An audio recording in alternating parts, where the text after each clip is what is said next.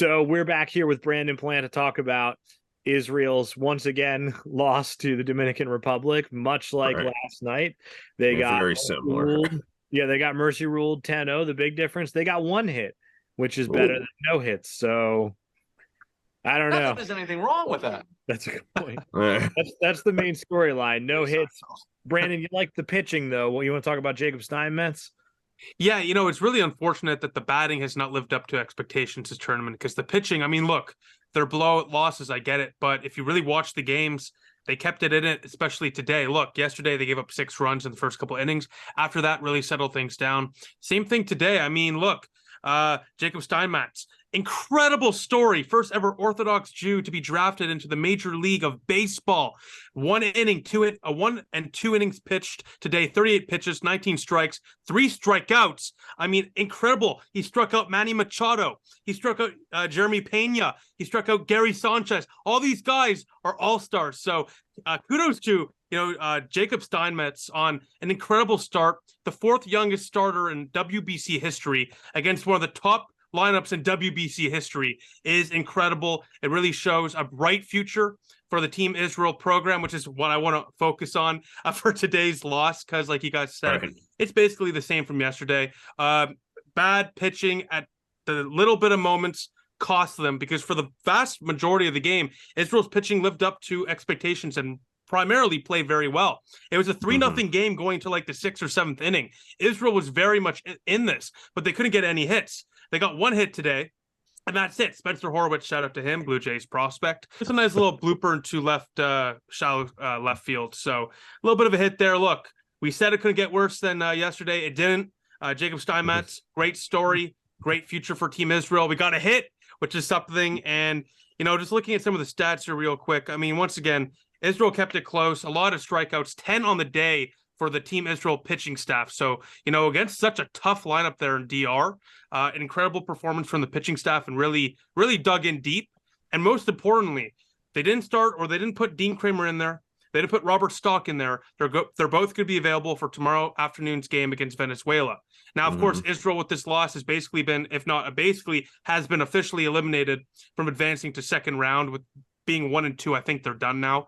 I think mathematically they'd be out, but they can still play spoiler. I mean, Venezuela clinched, but will they finish first or second? It matters. So Israel could potentially sneak out a win tomorrow with Dean Kramer and Robert Stock on the mound.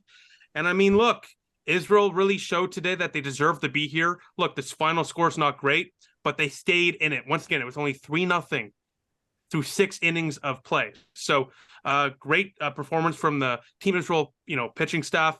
Majority of the relief guys were, the minor league guys, single A, double A, independent ball. So really a gutsy performance from the pitching staff. And, hopefully tomorrow we can maybe get 2 hits. We'll see. Yeah, we'll keep working our way up. Give them 100 days, 100 hits. Yeah, you give them 100 days, they're going to be one of the finest lineups ever put on the field.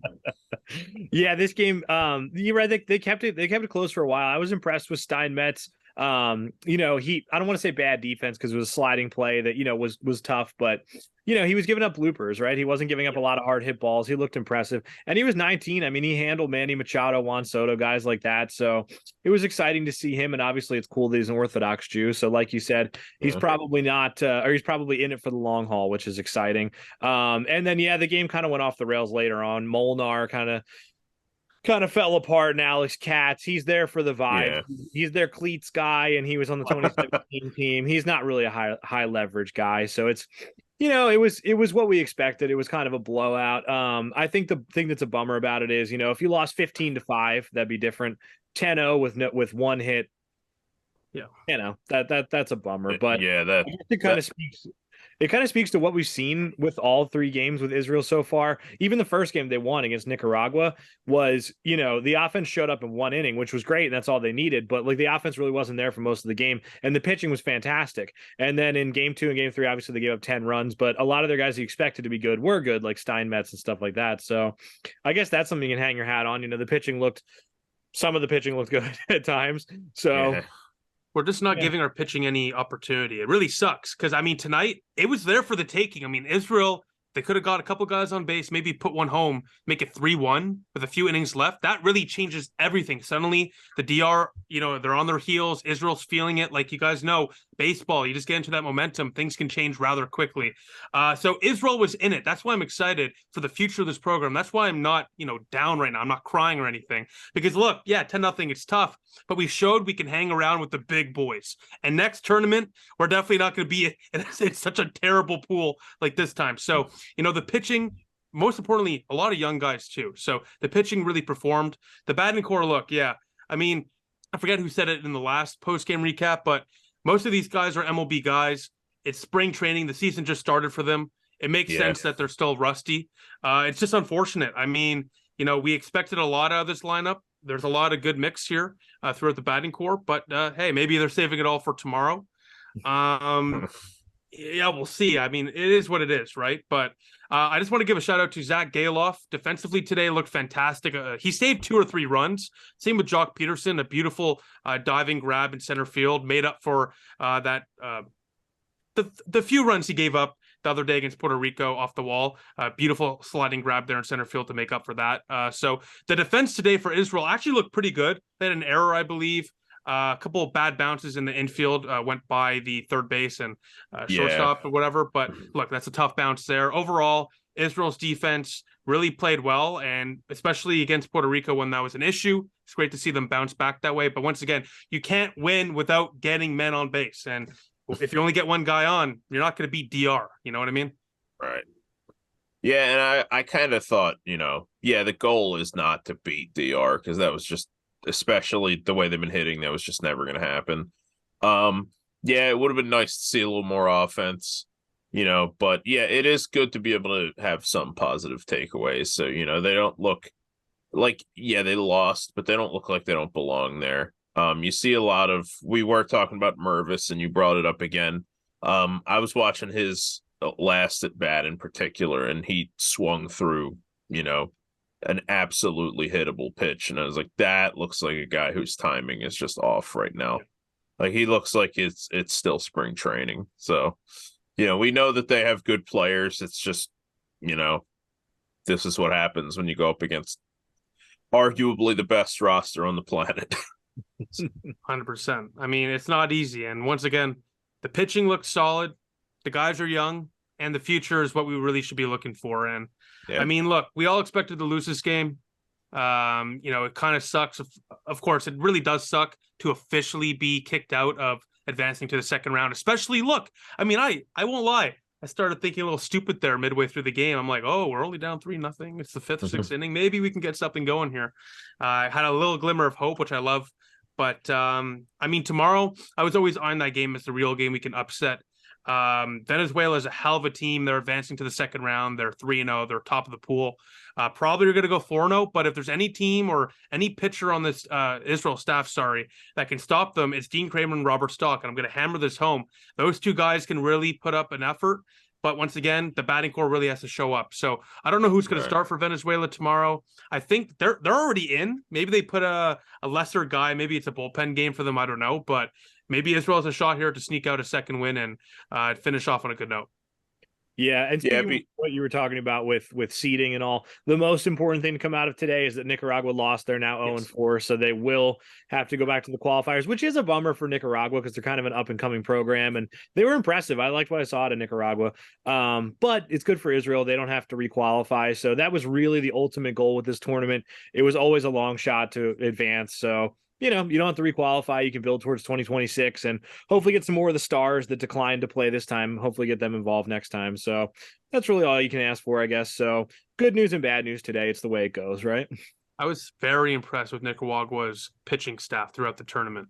I mean, they had consistency at scoring. They got a run per game. And that game today against Venezuela looked very, very close. I'm sorry, very close. It was 4-1, I believe, the final score there. So, or was it Puerto Rico? No, Venezuela. Sorry. So, I was a little concerned for a second there. I'm like, is something crazy about to happen here? But it's nice to see, like you said, Israel officially requalifying for 2026. As I said in the last post-game recap, the future's all that's important. And, we're secured. And more importantly, finishing fourth, Of course, there's going to be a cash incentive, so that, helps fund the program, helps build fields in Israel. It's great for Israel baseball as a whole. But finishing fourth for seeding for the next tournament is also huge, because we're not likely going to be put in such a dominant pool. Being fourth, we're likely going to get a little more leeway as the quote-unquote weakest team of the bunch for the next pool rating. So I think if Israel can sneak into a pool that doesn't have 3 of the 5 best teams, 3 of them, of course, being DR, PR, and Venezuela, we have a shot. So once again, the worst case scenario was dropping out. That didn't happen. Everything else is, icing on the top. So it's whatever. Yeah. Yeah. Yeah, I agree. I mean, it's a lot like what we said, on the last episode, where just it's time to start looking to the future and make sure that you can bring a better team next time. 100%. All you can really do. Yeah. I think the only other thing to note is that Garrett Stubbs was officially removed from the roster. It was cool. He was replaced by his brother CJ, so that's cool. He got the start today. But Garrett Stubbs, he had knee soreness, and I guess since they knew they were probably out, and the Phillies just kind of talked to him and said, look, what's the point? So I guess they took him out. So I don't think it's anything serious. Hopefully Garrett Stubbs is fine and ready for opening day. But that's the only other, I think, storyline. Everything else kind of went as we expected. The DR pummeled Israel, and that's okay. They met their goals this tournament, so that's all we needed, right? So we'll do one more, after the Venezuela game, or maybe a couple of days after, to do a post-mortem on this WBC for Team Israel and go over what went right, what didn't go right, and what the future looks like. So I think that's all, unless you had any last thoughts, Brandon. No, I think we'll just leave it there. If you want more thoughts, just watch the last video. You probably get the same kind of thing. But once again, the defense today looked very impressive. Jock Peterson, not known for his defense. I really was impressed with him laying his body on the line for Israel here. I thought that was great. Galoff looked good. Once again, just the hitting is just not performing, and it's kind of overshadowing all the good the Israeli pitching is really doing, honestly. I mean, 10 strikeouts on the day. I want to say this again. 10 strikeouts on the day to Dominican Republic, when a majority of the guys coming out of the bullpen were not past AA, is very, very impressive.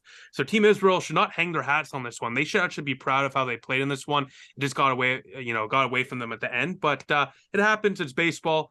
And once again, we requalified. That's all that matters. And tomorrow, Kramer. I really, really hope we see Dean Kramer tomorrow. I don't even care if we win.